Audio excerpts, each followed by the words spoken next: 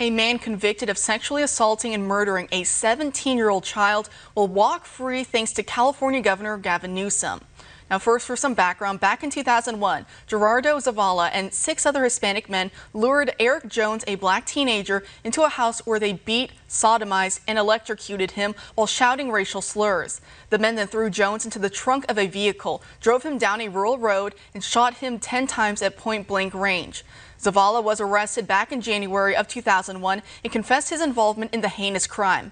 Now, according to the Tulare County District Attorney's Office, Zavala was up for parole back in 2017, but the parole board's recommendation was overturned by Newsom's predecessor, Jerry Brown.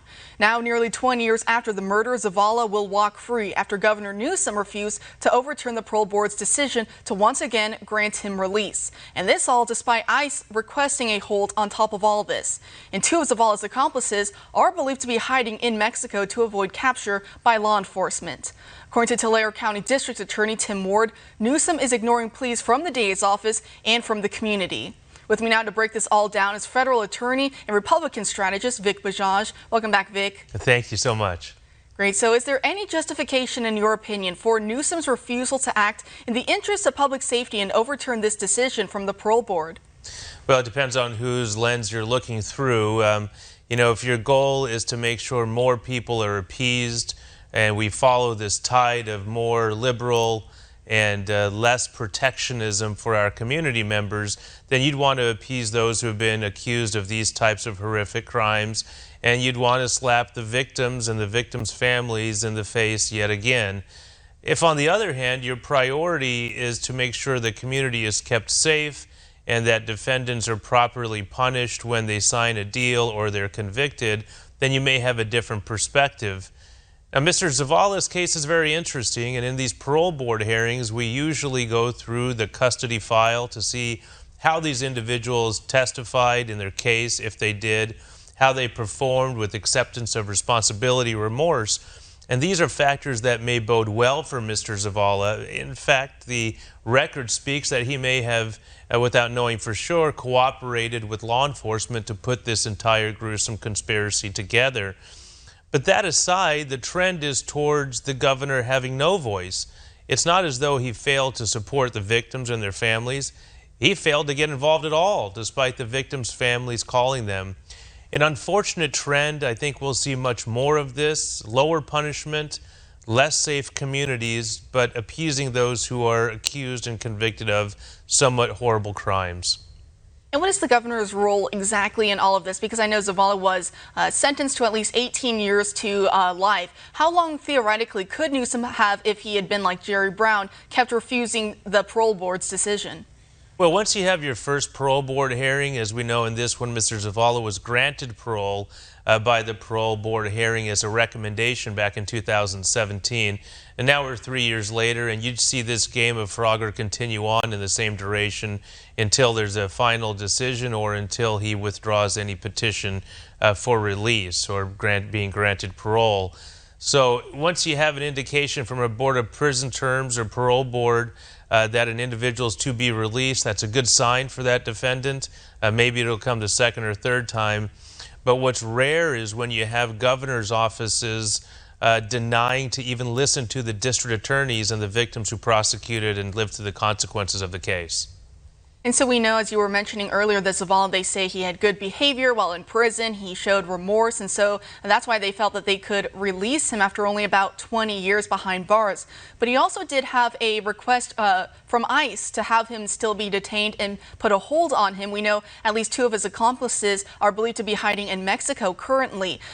Did that factor in at all to the decision? It seems like these ICE requests always just get ignored, especially in sanctuary cities and states like California.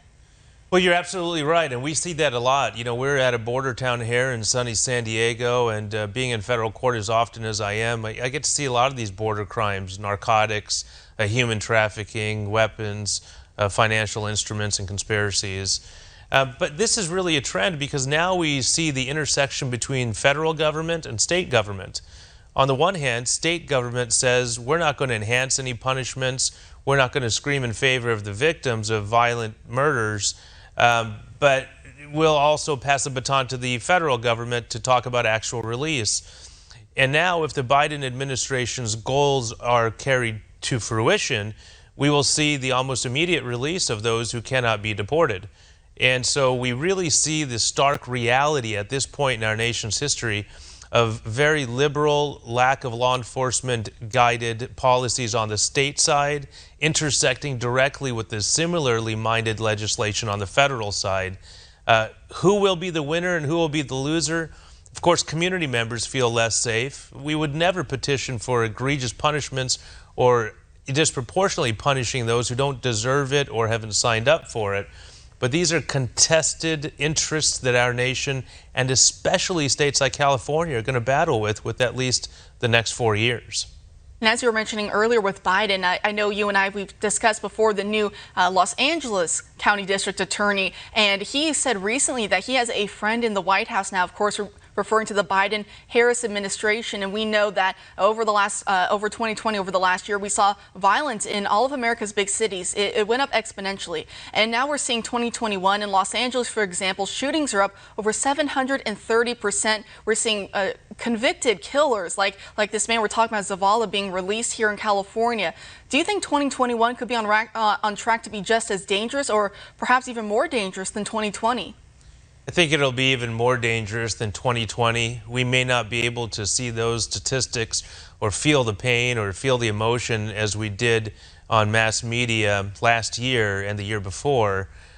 For other reasons, maybe we won't see that kind of proliferation of that information as much as we did before. But I believe we're in for a very interesting time when mental afflictions and disorders are not concentrated on by law enforcement officers and community activists, but rather it all falls on the shoulders of the criminal justice system. And when you have district attorneys like Gascon in Los Angeles saying, I don't trust my deputy district attorneys enough to make the right decision, and you have governors saying, well, I don't trust the Bureau of Prison Terms and Parole Board to make their decision, I'm going to make it for them. We're really talking about a larger, much more prevalent and consequential elitist mentality that we're seeing with those in power that don't even trust those that are within their organization. And that's the real fear here, is that there's too much authority targeted and concentrated on actors that may be otherwise politically motivated. Is there any type of policy or reform that we can advocate for from the grassroots level to make sure guys, convicted killers like Zavala, that they stay in longer? Well, I think I would advise those who actually go and become active in the electoral process, they think about those that they vote for. You know, district attorneys matter. This is not only someone who may be a politician or a law enforcement history officer. They may be conservative, they may be liberal, but the protection of the community has to be the number one thing. What we've seen, I believe, in the last election is a popularity contest. Those who hated the main actor, President Donald Trump, on the conservative side, did well in the elections. Those who pushed their own policies and ignored the conflict with President Trump did not do well.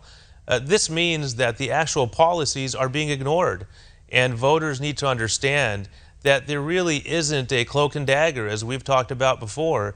The Biden administration, Gascon as the district attorney in Los Angeles, and similarly minded politicians have made it very clear that they want to decriminalize our society and reward those who have been convicted of violent offenses. There are no surprises, but we as an electorate, we have to wake up and we have to look at the real platforms and judge it by the history of what the promises ventured to give us. Vic, you're always the man with the answers. Thank you so much for joining us tonight. I appreciate it. Thank you so much.